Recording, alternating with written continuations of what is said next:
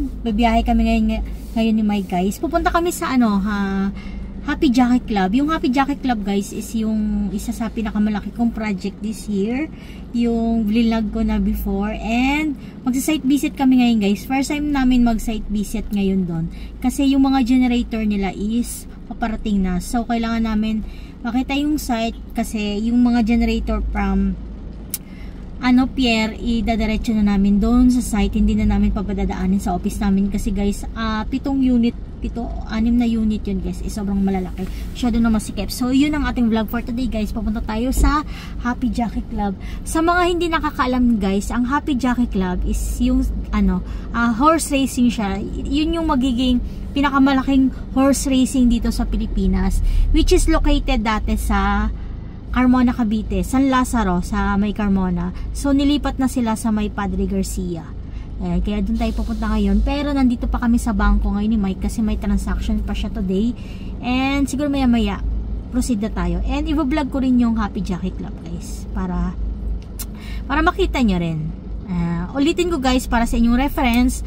Ang Happy Jacket Club ay isang horse racing na pero unoperational pa siya, guys, kasi syempre wala pang mga generator. Under construction pa rin yung area. Tapos, pero andun na yung mga kabayo. Yung mga galing sa Carmona na mga kabayo at saka yung mga tao doon, nandun na nilipat lahat sa Padre Garcia, sa Happy Jacket Club. Kaya pakita ko sa inyo later, guys, ang Happy Jacket Club na soon to be pinakamalaking horse racing sa Pilipinas. Mag-operate siguro sila, guys, I think this year. Hindi ko sure, ha, pero kasi wala pa kasing generator, iniintay din yung generator. Yan.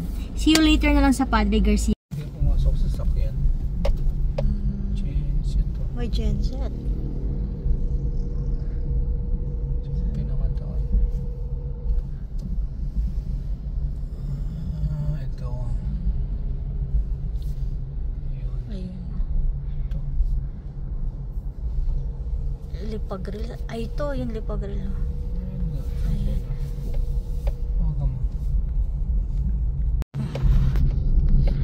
Guys, nandito na tayo, guys. Ito pala yung kalarahan. Sobrang laki nga, no, Jake? Sobrang laki. Tawagam mo siya kung nasa sila.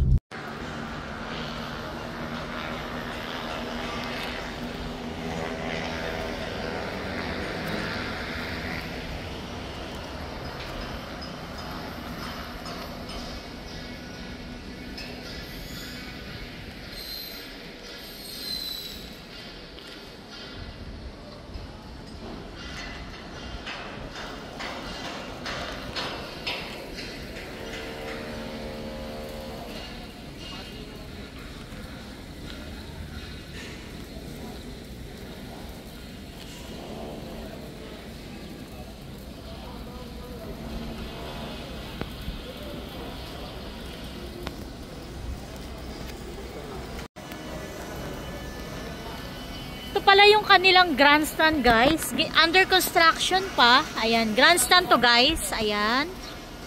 Under construction. Tapos, dyan yung genset room. Kung makikita nyo yung ginagawa na yan, dyan yung genset room. Ayan. Tsaka doon. Ito at tsaka yun. Dyan ilalagay yung mga generator. Pero, pansamantala, ilalagay muna namin yung generator doon banda kasi hindi pa gawa yung kanilang genset room.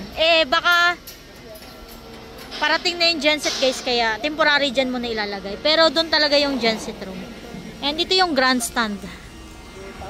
Yan. Grandstand.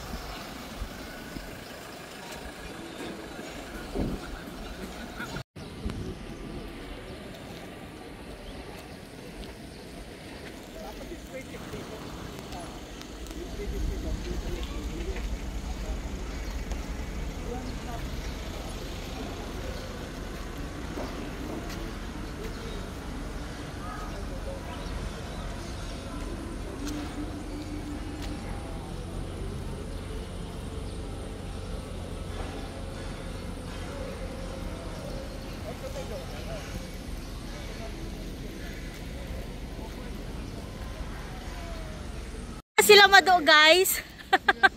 Ay, kamusta yung mga bakasyonista? Ay, akala ko doon kayo.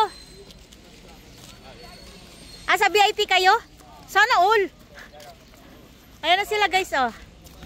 Ha?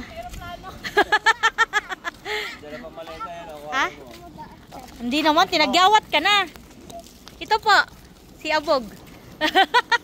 Jake, naiwanan daw sila ng aeroplano.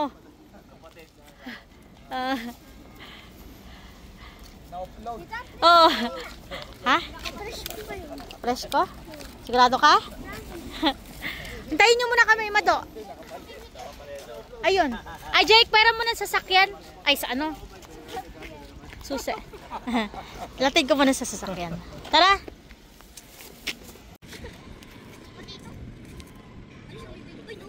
Tara.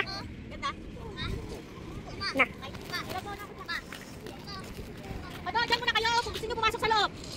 Mado, gusto nyo pumasok sa loob? Oh, sige, sige. Ano ba tapos na lang?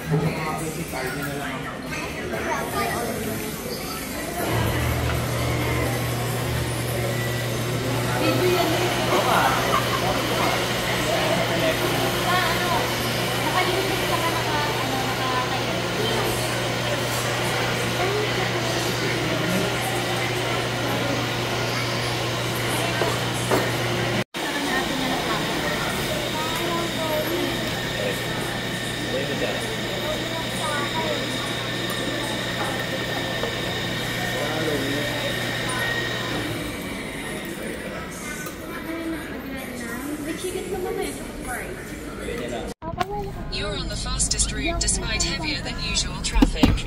You should reach your destination by 6:52 p.m. GPS signal lost. Signal lost. Hi.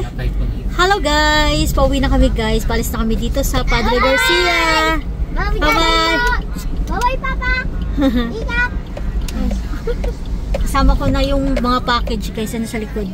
Hello guys. Ayan, uwi na silang Carmona. Tapos ng Vacation Grande na lang. Buti lang pumunta kami ngayon dito guys kasi hindi kami pumunta, hindi sila makakauwi. Wala silang pumasahe. Joke lang. Anyway guys, i-close ko na tong vlog. Thank you so much for watching. Bye!